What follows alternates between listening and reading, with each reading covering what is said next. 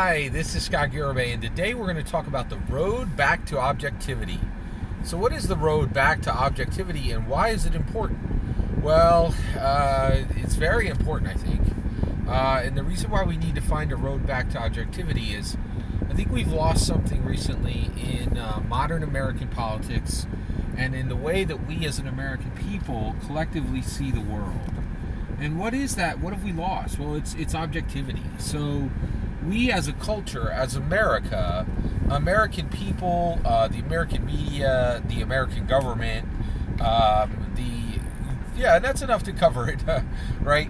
Really have bought in hard to partisan everything.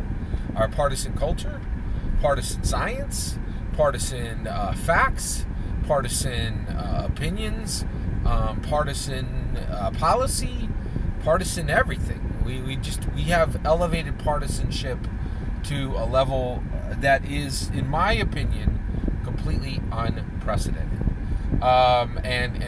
And we do. We now have partisan culture, partisan science. We have partisan media. We have partisan facts, partisan everything, right? And we have crawled out on this branch so far that the limb is clearly bending, and the question is the limb going to break? And if the limb breaks, what happens? How are we 4 feet above the ground, or are we 40 feet above the ground? When the limb breaks, what's going to be what's going to be broken? What's going to be damaged? What's not going to be able to be restored? Right? And so we really need to find a way back to objectivity, nonpartisanship, and bipartisanship, right? And this is important. We've really got to do this quick, right? So one of the things where we can see this most clearly is just partisan media. Partisan media has, there's red and blue media now. What's the white media? What is the media? Red, white, and blue. What is if we have red, white, and blue? We clearly have red media, media that swings toward the Republican. We clearly have blue media that swings toward the Democrats. That's the vast majority of. I would say that's 90% of all media, and then 10% is for Republicans, right? But what is, and then there's 0% for white media, red, white, and blue. What would the white media be, right?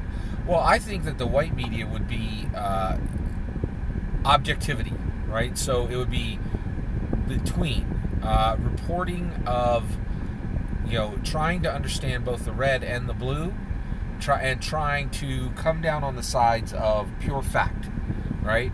And honestly, we are so far away from any type of objective media that I don't even know what it looks like. I have a political science degree. I pay hyper close attention to the news, and I cannot name for you not a single media source, news source that even declares objectivity anymore, that even claims to be objective anymore, right? And so we have really, really, really gone to a very different place as far as objectivity and actually reporting the news based on facts.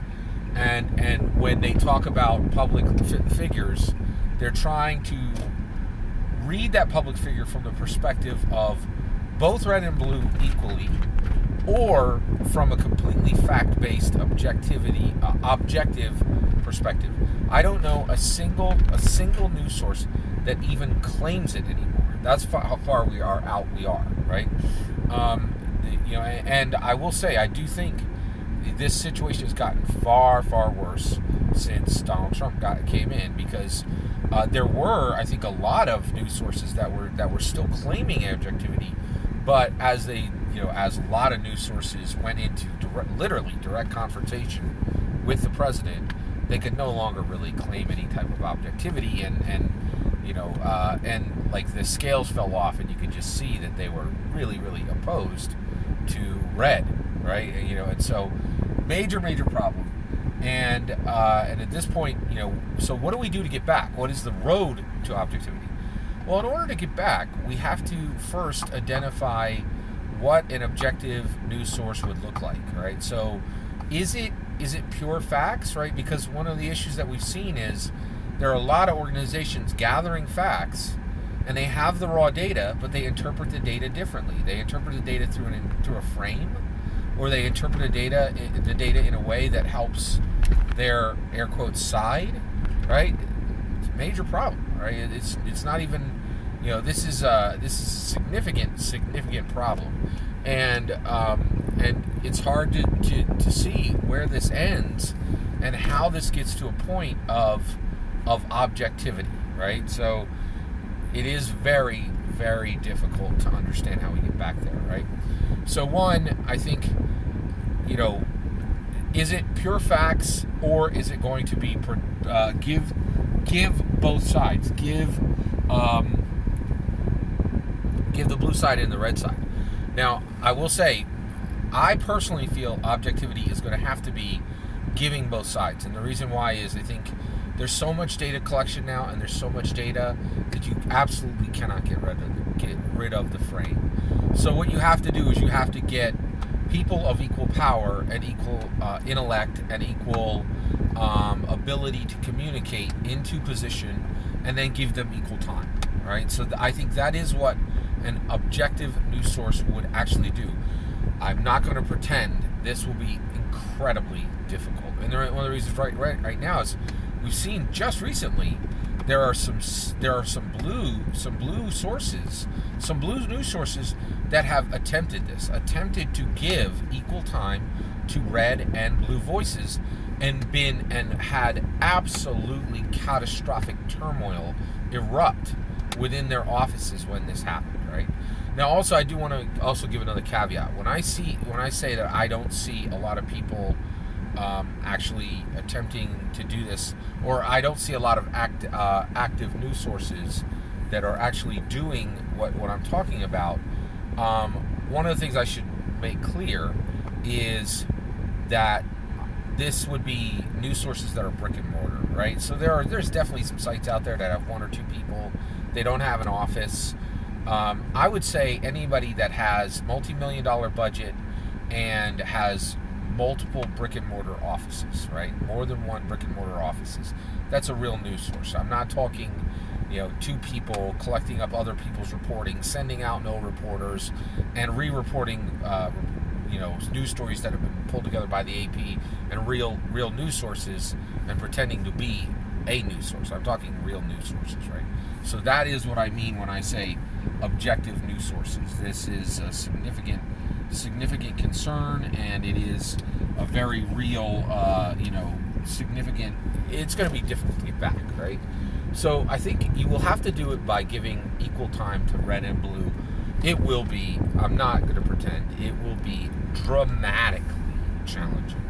It will be dramatically challenging in order to accomplish this. So we have to determine and define what is an objective news source. How do we actually get objective reporters again? How do we get champions of objectivity, champions of people who are willing to stand in the middle, right? It's going to be incredibly difficult. It's going to take people of courage. It's going to take people of integrity. It's going to take people of incredible intellect, right? And they're going to have, because of the shape of the world today, they're going to have to be charismatic, right? For people to actually listen to them. But I do think there is a path back, and I think we're going to have to identify what an objective news source looks like. We're going to have to determine how to raise up and support objective news sources, news reporters, right? And then we're going to have to support them, right? And I'm going to ask for you right now. I'm going to ask for your aid in this. So one, if you know of any organizations that you feel are objective news sources, please let me know in the comments below. I would love to hear that. If you think there are some news sources that maybe are like 65-35 in their shift, they might be a good source to actually, convert to an objective news source, right? Also, let me know if you think it's possible right? In the days of Donald Trump, a leader who has gone to, more than any president in my lifetime, gone into direct confrontation with the media. Is it possible to have objective news sources while Trump is president? It may not be. I'm not positive of the answer to that. But I'd love to know your thoughts on those topics. Let me know in the comments below. Please consider liking and subscribing. Have a wonderful millennium.